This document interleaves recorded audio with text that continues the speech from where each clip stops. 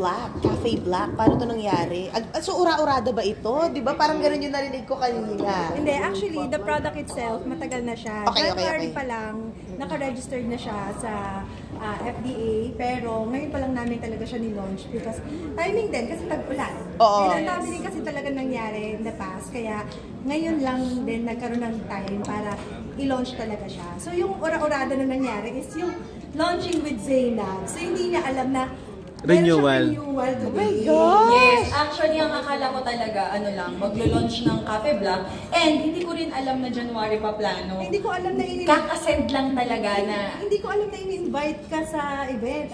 Ang alam ko na alam mo lang, magbi-meeting lang tayo, di ba? Oh, nagkalito-lito na. Si RJ kasi yung kausap ko, sabi niya, kailangan daw naka-black. So sabi ko, okay, sige. Hindi ko rin alam kung sino yung endorser. Akala ko isa lang ako sa mga influencers na in-invite para mag-promote ng ano. Pero I'm happy and willing naman to do it. Kasi yung support din ni Miss A sa akin is talagang sagad-sagad. Sinabi mo nga, na parang during like the challenging time she was there, hindi niya kanya din rock. Actually, nagkaroon pa tayo ng conversation before na sabi niya, never kita bibitawan. Sinabi niya sa akin yun kasi nahihiya ako na parang naniwala ako sa kanya.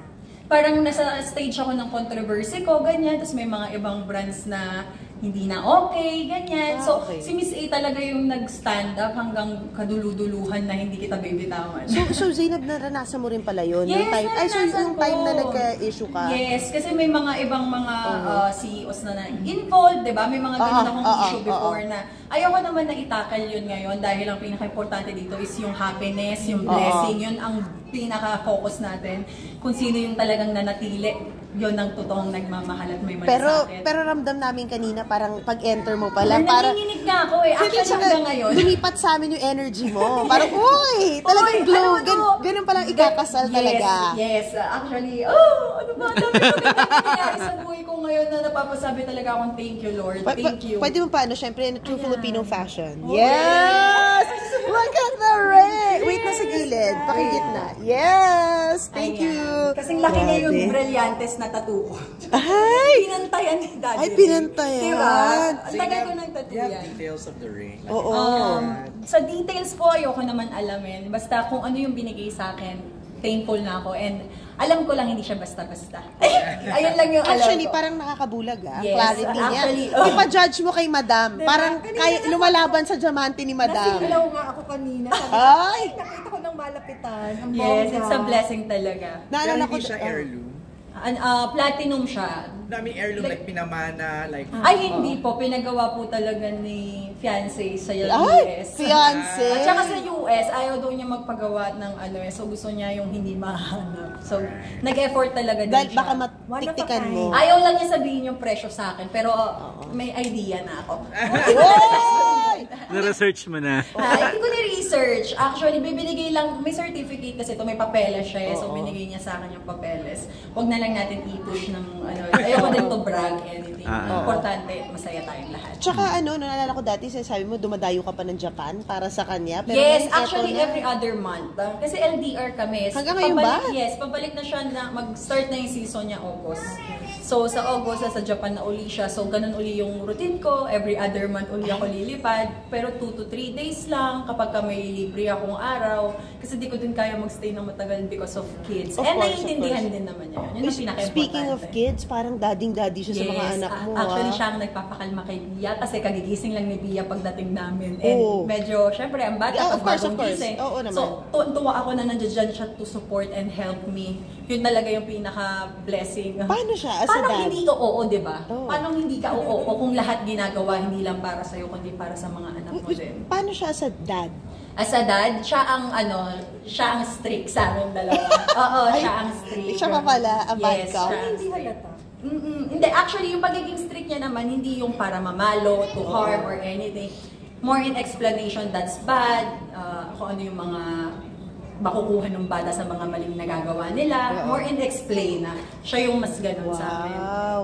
Dahil kakasal ka na, anong dream wedding ng isang Zainab? Actually, ako, ang dream wedding ko is kung gano'n naging kabongga ang proposal, ayoko naman ng gano'n kabongga. Gusto ko lang, yung mararamdaman natin yung pagiging intimate ng love, mas mangingibabaw kaysa yung dami ng tao, gano'n. So mamimili talaga ako kung sino lang talaga yung nasa buhay ko, yun lang siguro yung invited.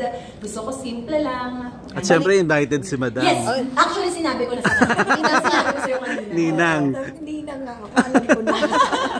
Nakakamoy ninang pagpasok, alam mo. Yes. Pero alam ko na yon ever since na talagang, kasi nararamdaman ko din naman, nung nagkita tayo nung wedding nina Kong and Lily, di ba? Sabi ko, naramdaman ko na rin na sila na yung susunod.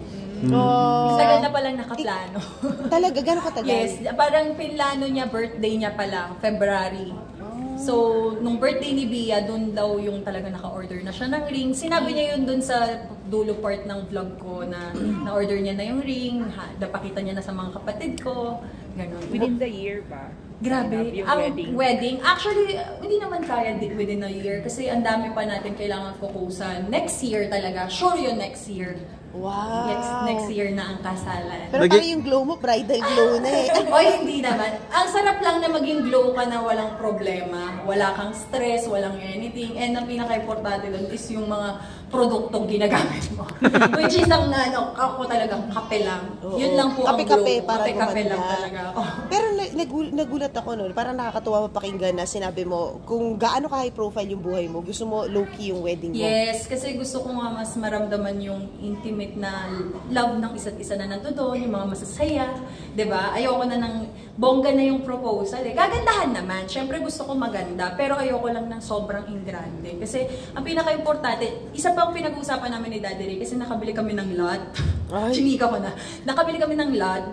Tapos gusto namin, plan talaga namin sana by 2 years, kaya siya mag-1 year pa uli sa Japan because dahil doon talaga para makapag-provide kami sa pagpapagawa ng bahay. So parang kaysa i-spend mo yung malaking pera sa kasal, parang mas maganda mag-spend for the future with the kids. Dream Yan house. talaga. Dream house Yes, yan. dream house. Actually, excited ako para dito. Sobra, dalawa kami. Kaya work hard kami parehas. Flower girl ba si Bia? Yes, dapat.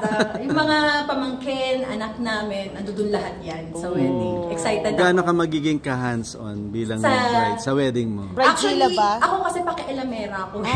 So bridezilla Pakialamera nga. ako, yes. Pero syempre, dapat kung ano yung gusto naming dalawa, hindi pwedeng ako lang. That equal. Oh. Zainab, kailan mo nalaman na Ray is the one? Ray is the one. Actually, kasi may idea talaga ako sa proposal. Hindi ko lang talaga alam kung kailan. Kasi feeling ko yung pagtatanong-tanong niya, pag nagtanong ba ako sa'yo na will you marry me, ano yung sasagot mo? Alam ko na narinig ko. Diba? So pero alam ko na. Mahirap na kasi May bahaging na. And yun, ang pinaka-ano ko talaga is, sinasabi ko naman yun kung paano siya. Tsaka nakakapagod papalit-palit ng partner. Oo. Hindi din siya maganda tignan kasi may anak akong babae, di ba? Maa-adapt pa ng mga bata sa amin. So, net maaari, mas nagiging understanding kami sa isa't isa para mas mag-work yung relasyon. A blended family kayo. Yes. How did you manage to arrive at this very healthy state?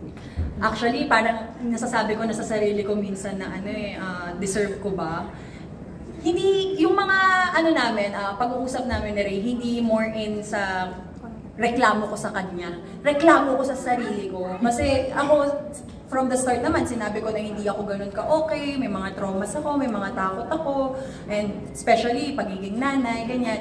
Pero siya, lahat ginagawa niya para sa akin, kaya sinasabi ko nga sa kanya, deserve ko ba to? Deserve ba kita? Deserve ko ba na nilalapit mo ako sa Diyos, yung mga tao sa paligid natin, kung paano yung pagtanggap nyo kahit na ganun na yung mga pass sa buhay ko. So, yung pressure na nanggagaling sa feeling ko ako pa yung hindi niya deserve. Pero, nailaban at lalaban kami. Yun naman ang relasyon dapat lumalaban kayo parehas. Mag-go backseat ba yung showbiz? Kasi last year, di ba, nag-MMFF ka na? Yes. Actually, tatanggap pa rin naman ako ng project as long as kaya ko po. Ayoko lang po tumanggap ng mga project na mapapasubo ako tapos iluluwa ko. Mahirap po yun. Gusto ko lang po, hanggat maaari, kung ano po yung meron sa career ko, yun po yung nabibigay kong best para sa pamilya ko. As a future Ninang, Signature ni ano pwedeng advice mo, di ba, about marriage? Yes. Because you're a successful di ba, family. sabi ko nga, kapag may problema when it comes to marriage, ayan, siguro isa rin naman ako sa pwedeng makapag-advise talaga sa kanya kasi ilang taon na ba kami mag-asawa ng asawa ko? 11 years na kami married. And talagang kailangan yung communication mo sa isa't isa.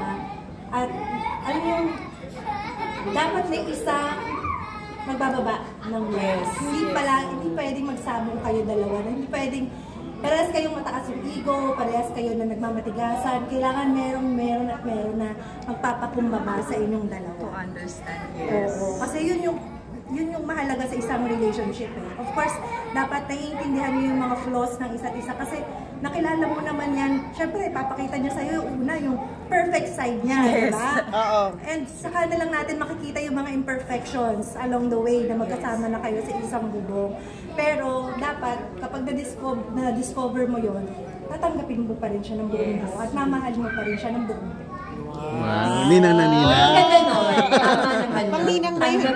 Yes, actually, isa-save ko yan sa wedding. Kinapi na sa speech. Hindi, pero yun na nga, no? With this, nag-family planning na ba kayo? Magkaanak kayo? Actually, ang first namin is, ayun nga, sana kasal next year. Actually, kasal talaga next year. After ng kasal, bahay muna bago ko magbe-baby. And pumayag naman siya doon. Kasi siya gusto niya na talaga mag-baby. Wala pa siyang baby lang siya. Pero happy naman siya sa mga bata and naintindihan niya yung gusto namin para sa future namin. Unahin muna kung ano yung mga dapat unahin para kapag dumating yung time na magbe-baby na kami, wala nang stress. Talagang happy na lang. Yun ang pinaka-importante doon. Yung planado. Hindi yung binasta-basta. Galing na ako doon. Tama na yun. Diba? Dapat ngayon, planchado ang pagkakaplano. Miss Anna, may question naman kami for you. Ayan, dito ako. Ayan, namin ni Zainab, hindi lang kasi siya yung parang as an endorser na nagpo-promote the product, hindi lang siya business. So, meron, alam mo yung parang talagang nakabuo ka na rin ng friendship na sabi ko sa kanya, pag may problema ka, dito lang ako. Yung sinabi nga niya na thankful siya na hindi niya ako iniwan. Actually, na-appreciate ko yung nag-reach out siya sa akin nung time na yon na naiintindihan ko kung ayaw mo na. Yes, nag-message sa akin ng gano'n. Naiintindihan ko kung gusto mo i-stop. Maiintindihan niya. Well, sabi ko sa kanya, hindi kita iiwan. Ayun. Sabi mo hindi mo siya iiwan, Miss Anna. So, ang tanong doon, ano yung, bakit patuloy pa rin siya? At hindi mo parang siya... ano lang yan, parang 3 years. Parang coffee block lang yan. Ipaglalaban. Oh. Tama. Naipasok. Ipaglalaban. And yun naman ang pinakamaganda, yung pinaglalaban nyo yung isa't isa. Kinabahan ka bang hindi i-renew? Yes. Alam nyo, sabi ko rin sa mga tao to, nung time na yung mga talagang yung issue niya palagi siya laban ng social media. Madalas na nami-misinterpret lang talaga or nami-misunderstood natin yung Zainab Araque. Pero alam nyo, nung 3 taon na siya sa amin, nakita ko talaga yung progress niya. Nakita ko yung mas nag-mature ka. Sobrang happy ako doon. Nakita ko na mas iba yung Zainab na kaharap ko ngayon. Yes. Compared yung unang Zainab na nakilala kita. Na yung Zainab na nagtatantrums, na nandun sa isang tabi, diba? Bigla ka na lang iiyak, ganyan. Pero parang ngayon, the way, paano ka sumagot also sa mga tanong ng mga press, yung mga interviews mo, very very ibang Zainab Araque, matured Zainab Araque. Yung talagang, parang tamang-tama si si Ray Parks na ikaw talaga yung pinili niya. Yes! Uy, ano po? Ayan, dahil siya ang napili talaga, ang tanong po ay ano ang aabangan natin sa Cafe Black? Actually, ako excited ako dyan. Kasi pinakita na ni Macchiato ang galing ng Luxley. What more ang Cafe Black? Especially ang black, walang milk yan, mas mababa yung calories niya. 15 calories. Yes, 15. Yun nga, pinakita ko na kay Ray. Sabi ko, Daddy, parang matutuwa ka dun sa bagong labas. Kasi 20 calories ang Luxley Macchiato. 15 lang po ang Cafe Black. So, mas excited ako sa kung ano yung kaya niyang gawin pagbabago sa katawan ko. Dahil ano po, talaga, eto ha, share ko lang. Kailan na-end yung contract natin? January pa. February. Tapos, support pa rin naman, pumupunta ako sa birthday, sa event ni Luxlim, kahit na wala pa akong new contract. And, nahiya po kasi akong mangingi ng kape kay RJ. So, ngayon po, bumibili po ako. Bumibili talaga ako. Hindi ko kaya magkape ng hindi Luxlim kasi po nagpapalpitate ako. So, yun ang maganda kay Luxlim, matatrain nyo din po. And doon din po umayos yung menstruation ko after kong miscarriage. Before, nagloko po kasi. So, nung Luxlim lang ang iniinom ko, bumalik po sa Danalan. And nakikita ko din yan kapag nagla-live.